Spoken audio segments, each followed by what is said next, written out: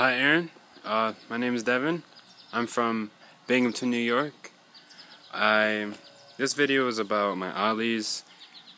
Trouble with my ollies, sometimes it goes out behind me, so I land on my heels, so I fall like kind of forward. My frontside 180s, and sometimes my shove-its, so it's kind of more than one skate support. But that's all the tricks I can do.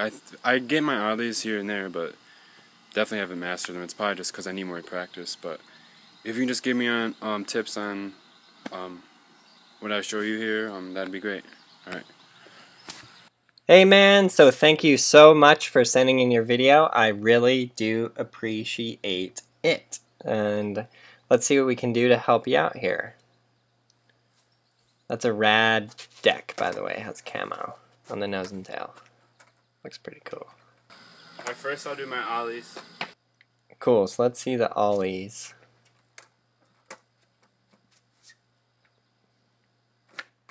Boom! That was not bad. The only thing I would say about that is... that one was good. Yeah, it's funny you just said that one was good. Is your back foot lifts off the board.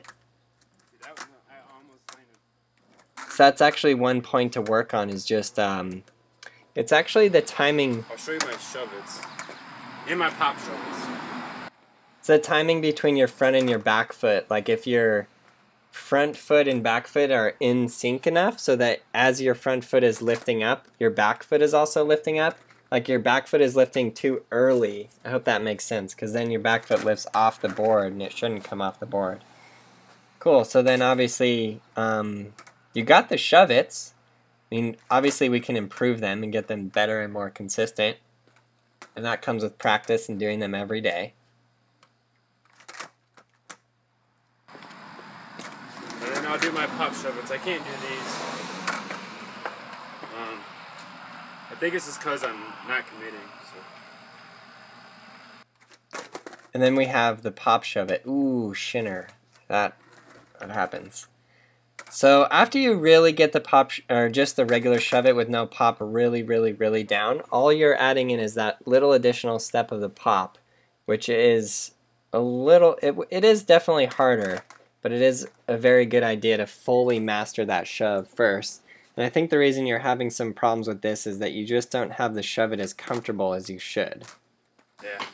And now my front side 180s, I just can't do these. So the thing with the frontside 180, I put it right after the ollie because you're doing the exact same thing as you do with an ollie, except for you just turn your head and shoulders. And I would be willing to bet that you're not really turning your head enough. Obviously your head in this shot is not really in there. It's funny, with your back foot you're doing a shove-it motion, but then with your body you're trying to do a frontside 180. It's just a bit out of coordination. I bet you it's because you're practicing your shove-it so much that you kind of trained your back foot into doing that, so it just kind of automatically does that without your thinking. So that's what I can do. I kind of got my ollies down. The front side at 180s I just can't do. Shove-its, I can do them. My pop shove-its I need help on, so if you can help me out on those, that'd be great. Bye.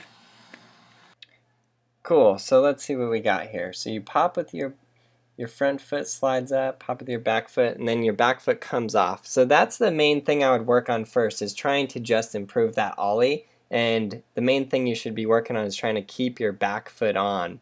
And then on your shove-its, obviously that's also just kind of a consistency thing and just working on them every day. But then on your front side 180s, your back foot, like I said, is doing a shove-it motion, and that's just not going to work. So actually the reason why the frontside 180 is after the ollie is because it is part ollie, part frontside 180. So the first thing you should be doing on the frontside 180 is just getting the ollie down really well. If you want my honest advice, I would, if I were you and I was like instructing you daily, I would have you stop doing the shove-its, because your back foot is getting so trained into doing that shove-it that you're kind of throwing a shove-it into the frontside 180. But it's actually going to be, in my opinion, easier for you to learn the frontside 180 than it is to learn the shove. I know you got the shove down already, but the pop shove it you're having a hard time with. But if you do it in the order, it's going to help you out a lot. So you're going to get your ollies better, and then when you're ollieing very comfortably, ollie, ollie, ollie, ollie, ollie, then you're going to just work on ollieing while turning your head and shoulders, and then your legs are going to turn. Like originally it was just called an ollie 180, and the reason it was called that is because you have to ollie. So what you're not doing on the frontside 180 is you're not doing the ollie, like, because you can ollie, so you should at least be able to ollie that board into the air and then turn. But I think what's happening is you've practiced your shove it so much that then you started putting the shove it motion into the frontside 180, which is incorrect. So yeah, let's cancel that, go back, get your ollies down really, really, really well, then your frontside 180s, and then back into the shove its. If you're not already using Skateboarding Made Simple Volume 1, I highly recommend you do so. The thing about it is that it's not just like, what trick to learn next? A big part of it is the practice steps that are laid out within the chapters. So the idea here is that you're never stuck.